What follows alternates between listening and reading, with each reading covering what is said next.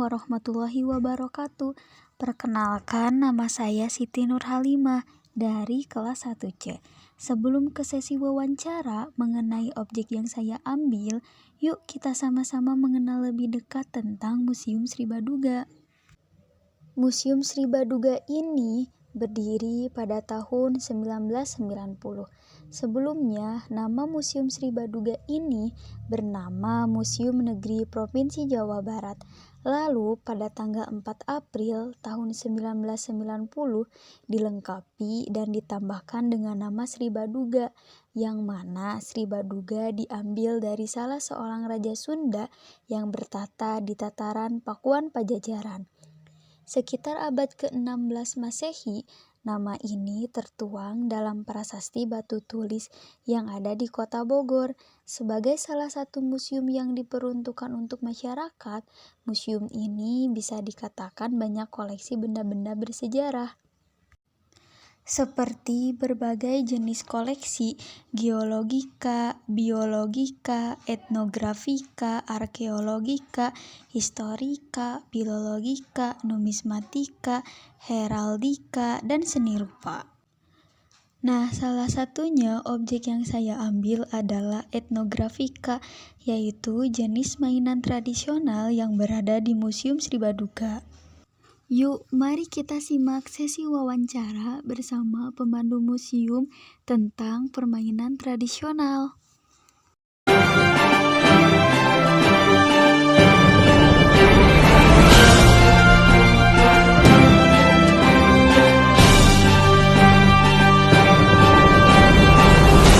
Halo, Assalamualaikum warahmatullahi wabarakatuh. Perkenalkan, nama saya Siti Nurhalimah dari kelas 1C. Di sini saya sedang berada di Museum Sri Baduga, tepatnya di lantai 2, di mana di lantai 2 ini ada tentang kaulinan zaman baheula. Nah, di sini saya akan mewawancarai salah satu tour guide atau pemandu yang ada di sini. Sebelumnya Bapak boleh perkenalkan diri? Baik, perkenalkan, nama saya Sutresno. Saya bekerja di Museum Sri Baduga sejak tahun 1990. Saya sebagai pemandu di Museum Sri Baduga dan jabatan saya adalah Pamong Budaya Penyeli. Oke Pak, langsung ke pertanyaan Boleh. Yang pertama, Bapak bisa jelaskan di sini tuh ada apa aja jenis-jenisnya? Permainan tradisional, ini adalah permainan tradisional Jawa Barat yang memang secara universal juga merupakan permainan masyarakat di Indonesia ataupun masyarakat di seluruh dunia. Jadi permainan-permainan tradisional ini adalah jenis aktivitas yang dilakukan oleh masyarakat Jawa Barat, khususnya pada umumnya adalah masyarakat seluruh dunia. Tetapi dari permainan tradisional ini tentu saja memiliki nilai-nilai ataupun simbol-simbol, ataupun pada waktu itu di masa zamannya itu ada tentu hal yang berkaitan dengan ilmu pengetahuan. Yang pertama adalah permainan tradisional ini memiliki arti 3 yang paling penting. Yang pertama adalah nilai filosofinya, yang kedua adalah nilai kreativitasnya, dan yang ketiga adalah nilai sportivitasnya. Jadi di dalam permainan tradisional itu tentu saja ini merupakan suatu aktivitas masyarakat yang sangat bagus sekali ketika dibandingkan dengan permainan-permainan modern yang sekarang ini yang banyak merambah di kalangan generasi muda. Nah, permainan tradisional Jawa Barat seperti kita bisa lihat adanya dulu itu adalah seperti misalnya congklak. Congklak sangat umum sekali, masyarakat pasti banyak tahu siapa congklak. Tetapi di dalam congklak itu sendiri nilai apa yang kita bisa dapatkan dari congklak? Di congklak itu ada di hadapannya adalah lubang yang berisikan 7 lubang, dan di lawannya ada 7 lubang. 7 lubang ini melambangkan nilai hari. Hari Senin, Selasa, Rabu, Kamis, Jumat sampai dengan Sabtu. Itu adalah 7 yang di dalam 7 hari itu kita harus bisa berbagi, juga harus bisa menabung. Ketika orang tidak bisa menabung atau memanajemen di dalam menabung, maka kemudian dia akan kalah. Kemudian ada permainan tradisional yang lain seperti layangan. Tentu saja di dalam bermain layangan orang tidak statis, tetapi dia harus juga mengembangkan hal-hal yang berkaitan dengan material-material yang ada di alam.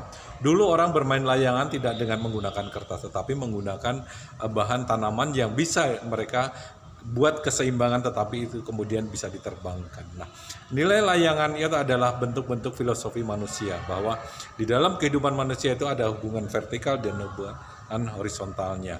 Nah, ketika hubungan vertikal atau di dalam rangka layangan itu adalah menggunakan bahan yang lurus, artinya hubungan dengan manusia dengan Tuhan itu harus selalu lurus dan kuat. Sedangkan yang hubungan horizontalnya adalah dengan lingkungan, dengan alamnya, itu tentu saja ini di dalam rangka layang itu harus lentur. Artinya di dalam hubungan manusia itu harus ada kelenturan. Kita tidak pernah membedakan agama, suku, dan sebagainya. Nah, ini adalah nilai. Kemudian berbentuk sebuah layangan. Ini manifestasi dari seseorang yang harus ada keseimbangan antara vertikal dan horizontalnya. Dan benang yang digunakan untuk pemain layangan itu adalah sebagai contoh agama. Yang ketika agama ini adalah pengendali, orang bisa terbang, bisa hidup, bisa mencapai tujuan. Ini adalah benang. Ketika benang ini putus, agama putus, maka kemudian dia tidak bisa mencapai tujuan. Nilai-nilai itulah yang harus dipahami di dalam permainan tradisional. Ya, selain sportivitas, mereka kemudian nilai-nilai sportivitas di dalam olahraga tradisional itu seperti misalnya ada sonda, ada jajangkungan, kemudian ada permainan-permainan yang mengharuskan nilai sportivitas. Siapa yang kalah tetapi tidak akan merasa dendam. Nah, itu adalah nilai sportivitas serta nilai olahraga yang harus dikembangkan di dalam permainan tradisional. Untuk di sini apa sih nilai yang paling tinggi di antara jenis-jenis ini dan apa relevansinya bagi masyarakat? Gitu. Sebenarnya permainan ini adalah permainan yang sangat populer ya di masyarakat Jawa Barat, tetapi ada memang permainan-permainan yang